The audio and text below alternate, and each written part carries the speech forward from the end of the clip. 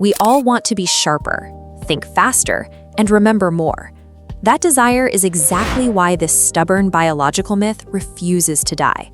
The idea that humans only use 10% of our brain.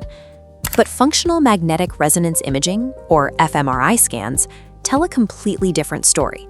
They show that almost every part of your brain is highly active throughout the day, even when you are sleeping. You already use 100% of your brain. So let's run a different kind of thought experiment. Let's do a systems audit.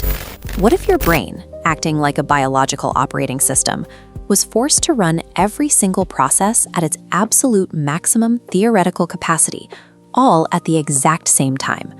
We need to stop looking at the mind as a sleeping muscle waiting to be woken up. It is a highly optimized machine, and we are about to push the throttle way past the red line just to see exactly what breaks. At first glance, an overclocked processor sounds incredible. Complex calculus would make sense instantly. You could pick up conversational Mandarin or Arabic in just weeks rather than years of study. If you scale that hyper-processing power up to 8 billion people, human civilization would advance at a blistering pace. We would likely see engineers securing clean energy sources, rolling out quantum computing, and synthesizing cures for diseases that have plagued us for centuries, all in a fraction of our current timeline. This trajectory suggests an immense gain in collective capability, but it assumes our biological hardware can handle that kind of sustained thermal and metabolic stress.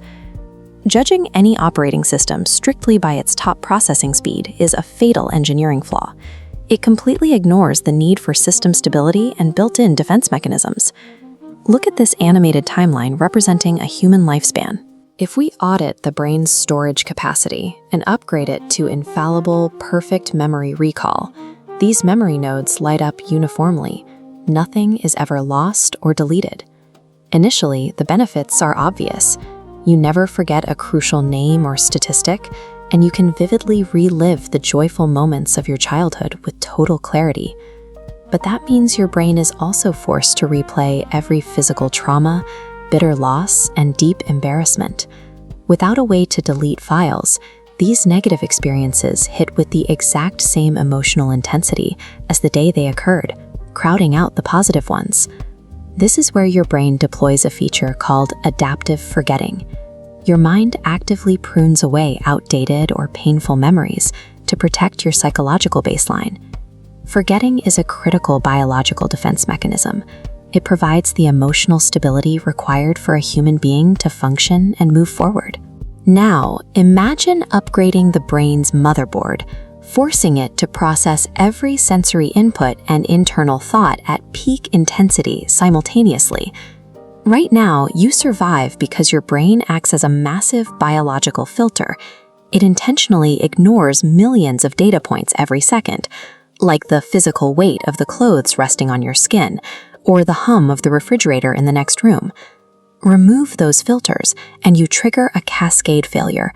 Your mind is suddenly flooded by endless, overlapping sights, deafening background noise, and intense emotional responses that all demand equal processing power. This state of hyper-awareness leads directly to crippling mental exhaustion, severe anxiety, and complete cognitive paralysis. What feel like frustrating limitations on your attention span are actually strict, brilliant architectural guardrails. They are the precise limits required to keep your biological system functional in a loud, chaotic world. So what happens when every part of your brain performs at absolute maximum capacity? The system crashes. Raw intelligence without strict filtration and balance is dangerous to the human organism. Those fading memories, narrow bands of focused attention, and strict limits on energy conservation aren't flaws. They are the exact hallmarks of a perfectly balanced machine. Growth happens through neuroplasticity. As this diagram of neural pathways shows, your brain physically rewires and strengthens its own connections based on what you deliberately practice. Instantly unlocking maximum output is an engineering nightmare. Targeted, deliberate growth through neuroplasticity remains our primary mechanism for cognitive adaptation. The work ahead involves learning to navigate the machinery we already have. You harness that system by staying relentlessly curious, practicing your skills consistently and forcing yourself to step outside of your intellectual comfort zones. You already possess a highly evolved, perfectly balanced supercomputer. The only question left is, what will you deliberately train it to do today? Tell us your answer down in the comments.